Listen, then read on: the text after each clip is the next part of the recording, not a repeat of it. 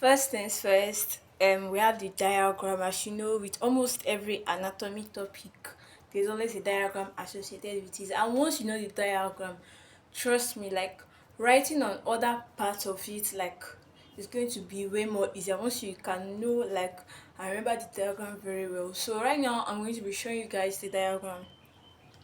And after the diagram, then we'll go ahead to discuss it. So first things first, we have the roots, we have trunk, we have division, and we have chords. So under the roots, we have the C5 and the C6, we have C7, we have C8, and we have C1. So the C5 and C6 roots will unite to give us the upper trunk, and they will go ahead to give us the anterior and posterior division. Then the C7 root just goes straight ahead to give us the middle trunk and also gives us its own anterior and posterior division. Then the C8 and the T1, they will unite together to give us the lower trunk and also give us its anterior and posterior division. So this is upper trunk, this is middle, and this is lower. Yes, I really hope you can see this. And this is lower.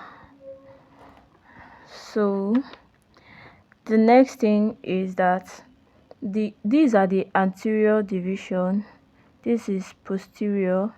So ANT stands for anterior, PST stands for posterior. This is another anterior division of the middle trunk, this is posterior division, this is anterior division, this is posterior division. Then the anterior division of the upper and middle trunk will unite to give us the lateral cord. They will give us the lateral cord. And the lateral cord gives us 3 to 4 branches of nerves. Then the posterior division of all the cords actually and then this one here too will also unite. The posterior division of all the cords gives us the posterior cord. And then the anterior division of the lower trunk will go ahead and give us this medial cord. So that is it. We'll go ahead and give us the medial cord. So that is it. And then for each of these cord and for the root and the trunk, we have branches coming from it. So from the C5, so we have branches of the roots.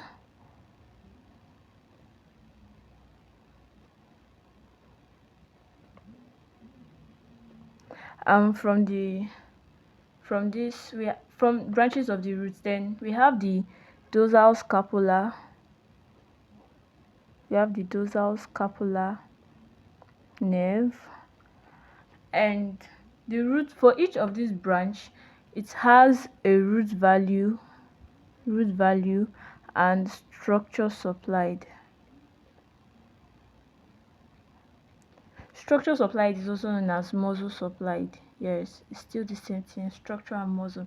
Then we have the dorsal scapular nerve. The dorsal scapular nerve has a root value of C5 only. The root value is C5 only. That's the root value. I'm sorry, I omitted it here.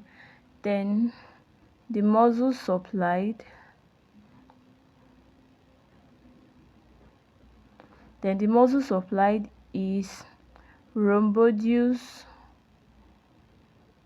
the rhomboideus major and minor, and it also supplies the levator scapulae muscle, and that is it.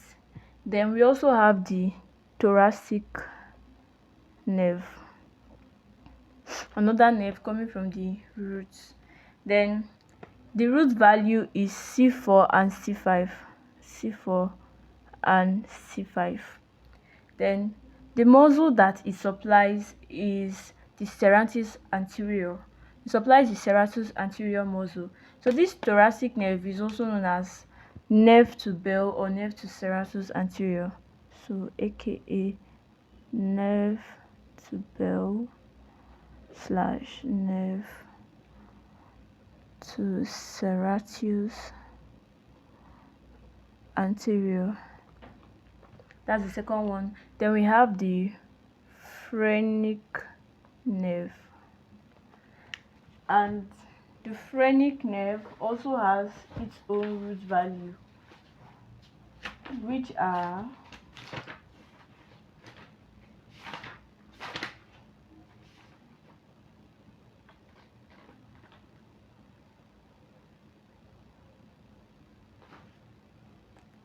the root value of the thoracic nerve, I'm sorry, is C5, C6 and C7. I'm very sorry, is C5, C6 and C7. And then the root value of this phrenic nerve is C4 and C5. Then the structure supplied supplies the diaphragm, the abdominal diaphragm, as the lower part of respiratory system. So we also have branch to longus coli, and this branch to longus coli, the root value is C5. Then we also have the branch to longus coli, and the root value is C6 and C7. Root value C6 and C7. And the structure supply is the scalenus capitis and the longus coli muscle. I'm sorry. And the longus coli muscle. Yes. Forgetting something is normal. It's part of why you're also a human being. So don't be angry at yourself if you read and you don't forget. I mean, the most important thing you have to do is to go back and read that thing again and also pray to God for retentive memory. So that is all for branches of the root. Then we have branches of the trunk. Yes. So when it comes to the trunk, the branches that we have are just coming from the upper trunk. And from this upper trunk, we have the nerve to subclavius and we have the suprascapular nerve.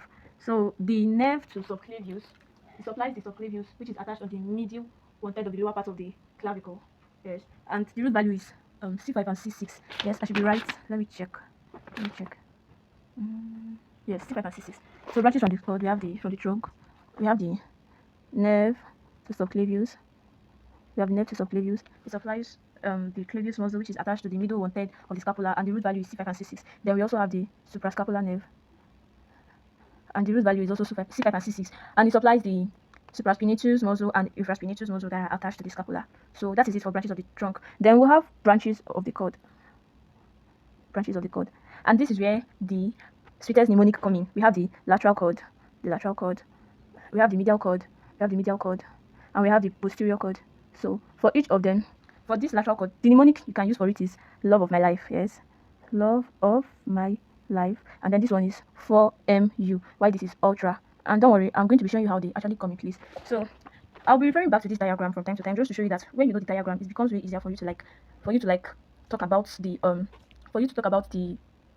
topic itself. Yes. So from this lateral cord, you have the lateral pectoral nerve.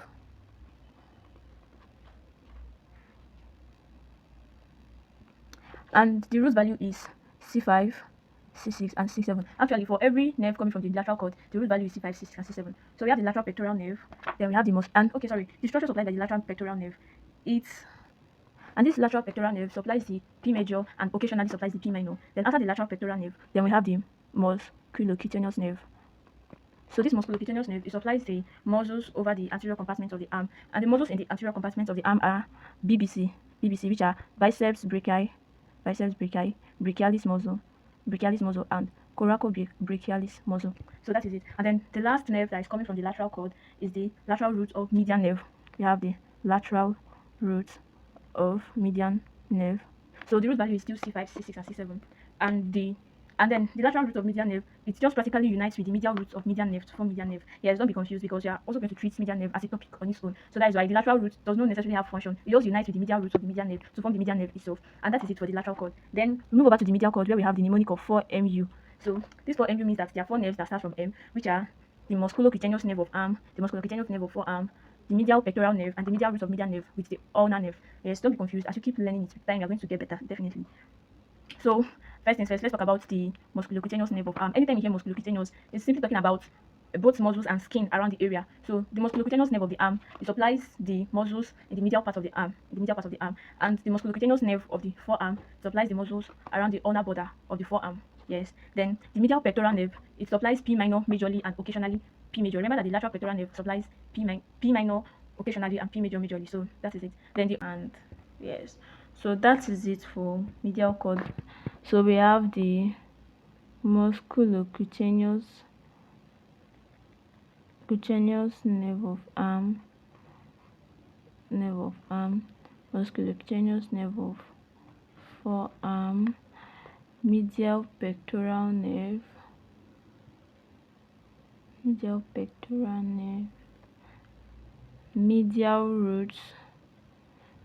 roots of medial nerve. The medial root of medial nerve, it unites with the lateral roots of medial nerve to form the medial nerve. Then we have the ulnar nerve, which forms the continuing medial cord, and it supplies the intrinsic muscles of the hand. Then over to the posterior cord is where we find the mnemonic ultra. So here we have the upper subscapularis muscle, and the upper subscapularis muscle supplies the subscapularis muscle. Yes. And the lower subscapularis muscle supplies the subscapularis muscle and the T major. Yes. Why this T stands for thoracodorsal nerve, and the thoracodorsal nerve supplies the latissimus dorsi muscle. While the R stands for radial nerve, the radial nerve forms the continuing branch of this posterior cord. The radial nerve forms the continuing branch of the posterior cord, and the axillary nerve, it supplies the deltoid muscle and the T minor. Yes, it supplies the deltoid muscle and the T minor. And that is it. So for the root values, I forgot to add them, but while you are reading or making your notes, you can add it for both the medial cord and the posterior cord. So that is it about brachial plexus. Then the next thing about brachial plexus are its clinical anatomy, the clinical correlates or anatomy, which are Erb'd Duchene paralysis, Klumpke's paralysis, and winging of the scapula. So I already have a video where I spoke about Erb'd Duchene paralysis and Klumpke's paralysis, and I'll be attaching it to this video, to the description part, so that you can go ahead and watch it if you are done with this. So thank you for listening to this.